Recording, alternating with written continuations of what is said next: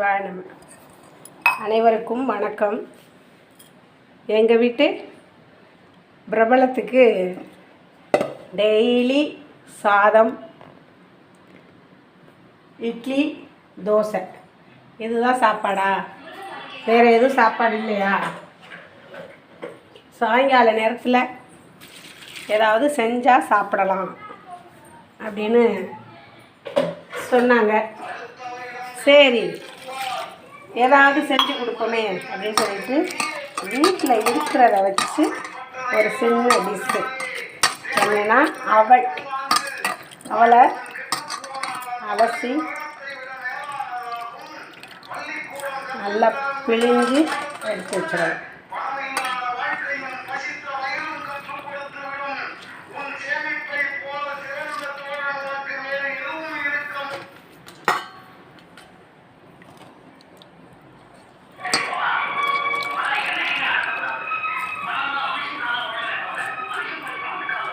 அந்த தண்ணியே ஒரு மாதிரியாக இருக்குது.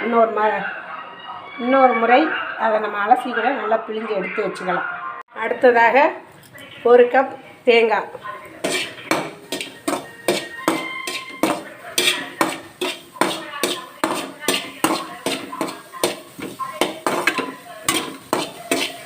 லைட்டாக சட்டியில் போட்டு வதக்கிக்கணும்.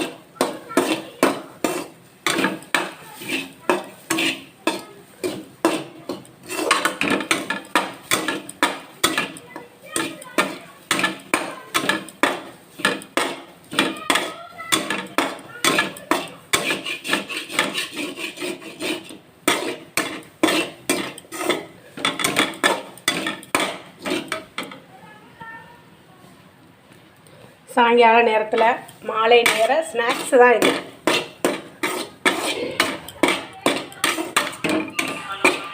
இருக்கிறத வச்சு ஒரு டிஷ்ஷு செஞ்சு கொடுப்போம்.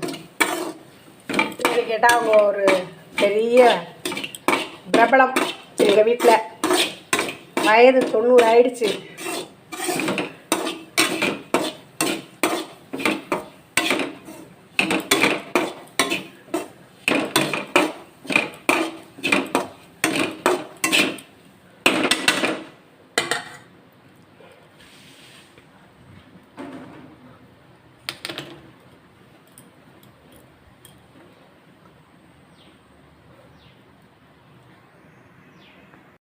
வதங்கினது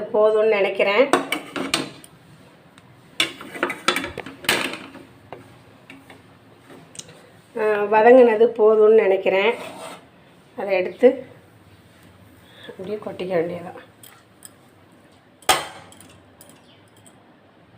ஓகேயா?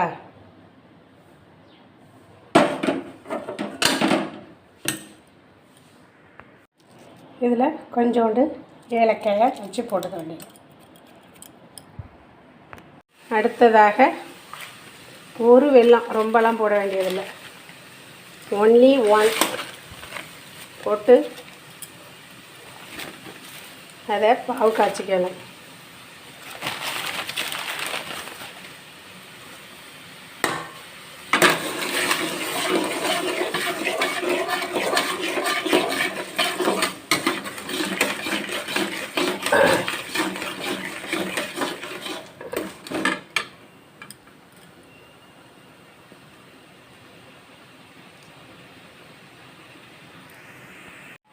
அதில் இந்த உப்பு போட்டால் போதும். உப்பு போட்டால் தான் ருசி எந்த பொருளுமே. உப்பில்லா பண்டம் குப்பையிலே. அதனால் வெல்லத்திலேயே உப்பு இருக்கும். இருந்தாலும் கொஞ்சம் தூக்கலாக இருக்கணுங்கிறதுக்காக ஒரு உப்பு.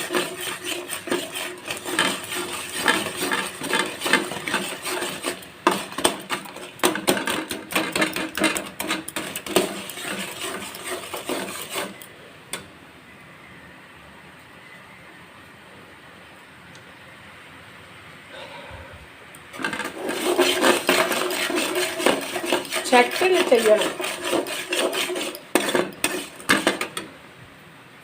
அதாவது வயதானவர்களுக்கு வந்து அதிகமாக கொஞ்ச நாள் நிறைய சாப்பிடுவாங்க, கொஞ்ச நாள் அவங்களுக்கு சாப்பிட முடியாது.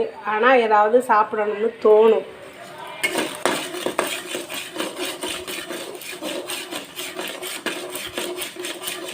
மத்தியானம் 2 மணிலேருந்து ஏதாவது சாப்பிட்டா தேவலை, ஏதாவது சாப்பிட்டா தேவலை அப்படின்னு சொல்லிகிட்டு இருக்காங்க.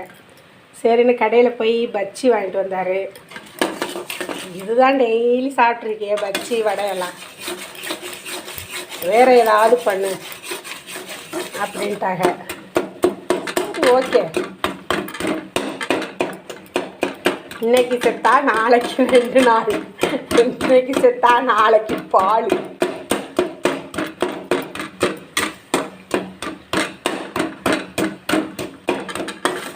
ஓகே,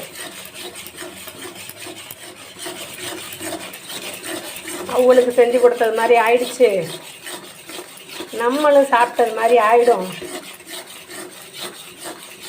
அப்படின்னு எண்ணத்தில்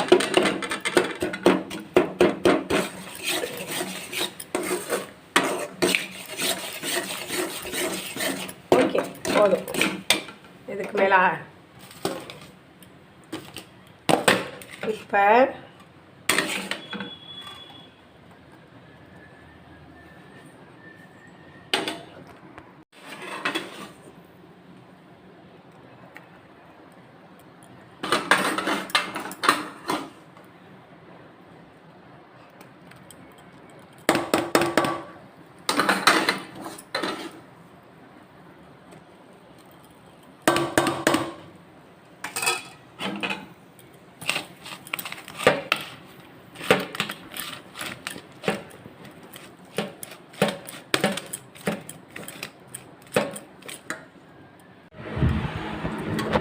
இப்போ இதை கொஞ்சம் கொஞ்சமாக எடுத்து உருண்டை பிடித்து வச்சிடணும். சுழியம் உள்ள உருண்டையை சின்ன சின்ன உருண்டைகளாக நம்மளுக்கு தேவைப்படுற அளவுக்கு அழகாக பிடிச்சி வச்சிட வேண்டியது. இதில் என்னென்ன சேர்த்துருக்குன்னா அவல் வந்து ரொம்ப உடம்புக்கு நல்லது, அதனால் அவல், தேங்காய் வதக்கி போட்டிருக்கு, ஏலக்காய் போட்டிருக்கு, பாவு சேர்த்து அதை சுழிய உருண்டைகள் மாதிரி அப்படியே உருட்டி வச்சிட வேண்டியதான்.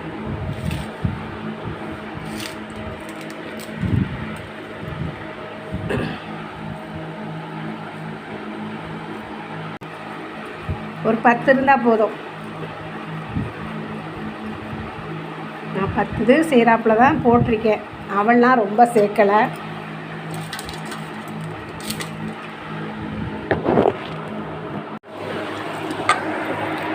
இதில் மைதா, கொஞ்சம் மொறுமொறுப்புக்கு பச்சரிசி மாவு, வீட்டில் இட்லி மாவு தோசை மாவு ஏதாவது இருந்தால் அதையும் போட்டு 2 டேபிள் ஸ்பூன் சுகர் ஆட் பண்ணி கொஞ்சம் சால்ட் ஆட் பண்ணி இதை நல்லா பிசைஞ்சிக்கணும்.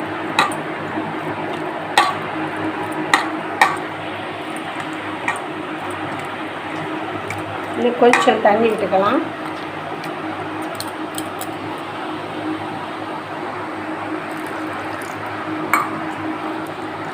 தண்ணி ரொம்ப விட்டக்கூடாது, அந்த உருண்டையை முக்கி எடுக்கிற அளவுக்கு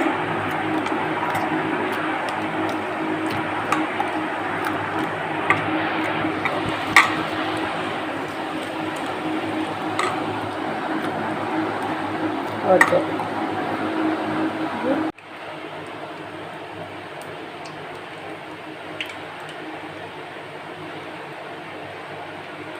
எண்ணெய் காஞ்சிருச்சான்னு லைட்டாக போட்டு பார்த்தா தெரிஞ்சிடும்.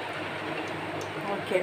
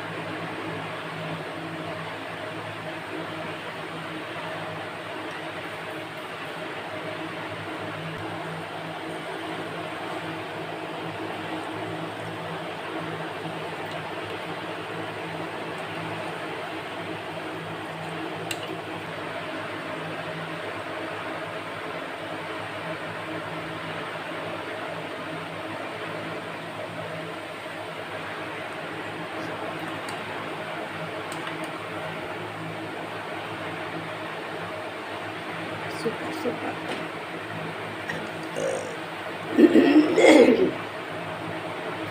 அருமை அருமை, சூப்பர்.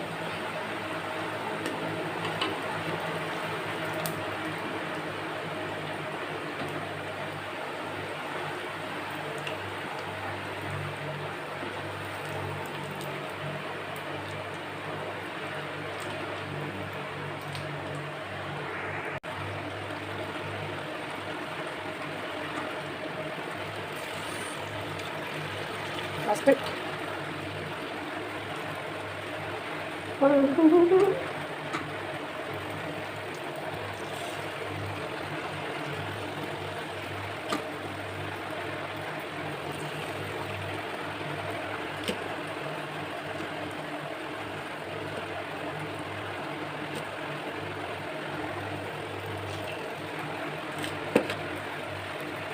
அது கொஞ்சம் பிடிச்சிக்கிடுச்சு. ஃபஸ்ட்டு 5 உருண்டை போடும் பொழுது அது பிடிச்சிக்கிடுச்சு. அது வந்து அதில் அப்படியே ஒட்டிக்கிது. ஓகே, ரெடி ஆயிடுச்சு. அவல் சுழியம் இதற்கு பெயர். அவல் சுழியம் ரொம்ப நல்லாயிருக்கும், உடம்புக்கு சத்து. பாசிப்பருப்பு, கடலைப்பருப்பு இதெல்லாம் வாயு பொருட்கள் அப்படிங்கிறதுனால வயதானவர்களுக்கு வந்து கால், கை, மூட்டு இதெல்லாம் வலிக்கும். அவர்களுக்கு வயதாகி வலித்தாலும் இந்த பொருட்கள்லாம் சேர்த்துக்கிட்டதுனால தான் வலிக்குது அப்படிங்கிற மாதிரி சொல்லுவாங்க. அதுக்காக தான் அவலில் இன்றைக்கி சுழியம் போட்டாச்சு. நீங்களும் ட்ரை பண்ணி பாருங்கள், எப்படி இருக்குன்னு சொல்லுங்கள். கொஞ்சம் வித்தியாசமாக இருக்கும், நல்லாயிருக்கும். இது ரொம்ப அருமையாக இருக்கும். இந்த அவல் போடாமல் வெறும் தேங்காயை மட்டுமே போட்டு வதக்கி நம்ம அதில் பாவு சேர்த்து பண்ணாலும் ரொம்ப ரொம்ப அது அருமையாக இருக்கும். அது தேங்காய் சுழியம் அப்படின்னு சொல்கிறது. அவல் சுழியம் வந்து உடலுக்கு நல்ல சத்து தரக்கூடியது. எது இல்லாமல் பலாப்பழம் சீசனில் பலாப்பழத்தை நல்லா அரிஞ்சு அதில் கொஞ்சம் நல்லா பாவு காய்ச்சி ஊற்றி செஞ்சோம்னா அது ரொம்ப ரொம்ப ரொம்ப ரொம்ப தித்திப்பாக இருக்கும். நம்மளுக்கு அந்த சுழியத்துக்கான பூரணமாக இல்லை பலாப்பழமாங்கிறத நம்மளால் கண்டே பிடிக்க முடியாது, அவ்வளோ அருமையாக இருக்கும் அது. இப்போ இந்த மாவு கொஞ்சோண்டு இருக்குது, அதனால் அதில் கொஞ்சோண்டு ஜீனியை போட்டு சும்மா அப்படி ஊற்றி அப்போ மாதிரி ஊற்றி வச்சோம்னா இதுதான் பாதி பேருக்கு பிடிக்கும். தீபாவளி சமயத்துலலாம் அந்த மாவில் வந்து சர்க்கரையை போட்டு ஏலக்காய் போட்டு அது பண்ணும் பொழுது அது அப்போ மாதிரி ஊற்றி வரும், அழகாக இருக்கும்.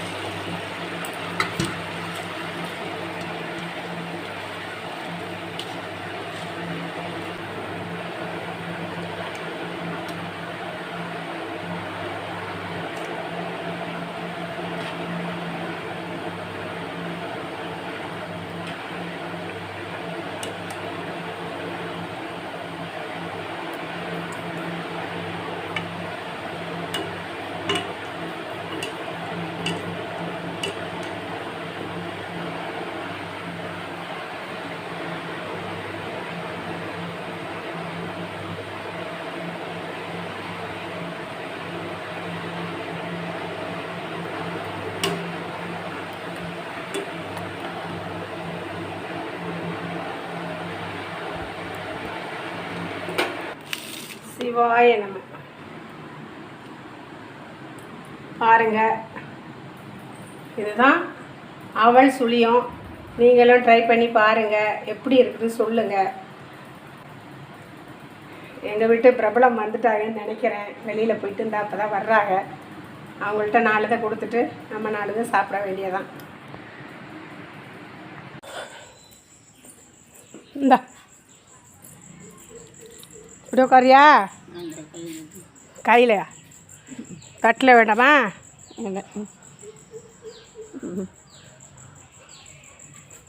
இப்படி உட்காந்து சாப்பிடுங்க. இப்படி உட்காந்துக்கிடுதுன்னு தண்ணியாக கிடந்தாங்கிட்டு சேரில் வந்து உட்காரு.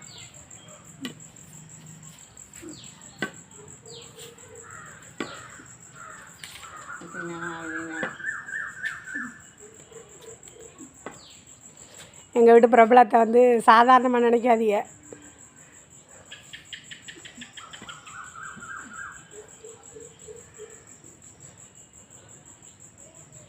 தட்டில் வச்சுக்கிட்டானே. ஆ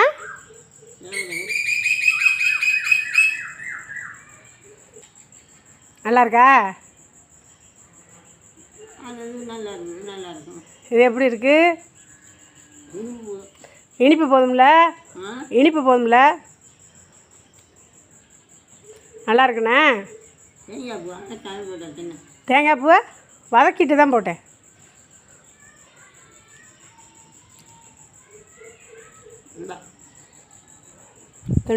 அங்கே நிறையா இருக்குது, வச்சுக்க அப்புறமேல் திங்கலாம். வெறுவாயிலே சீனியாக திங்கிறவுங்க இப்போ உள்ளவங்களுக்கெல்லாம் சுகர் வந்துடுது.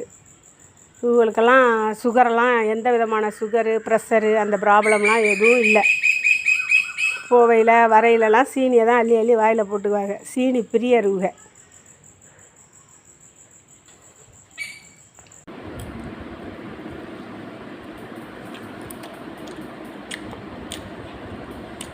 செம்ம டேஸ்ட்டாக இருக்குங்க, ரொம்ப அருமையாக இருக்குது.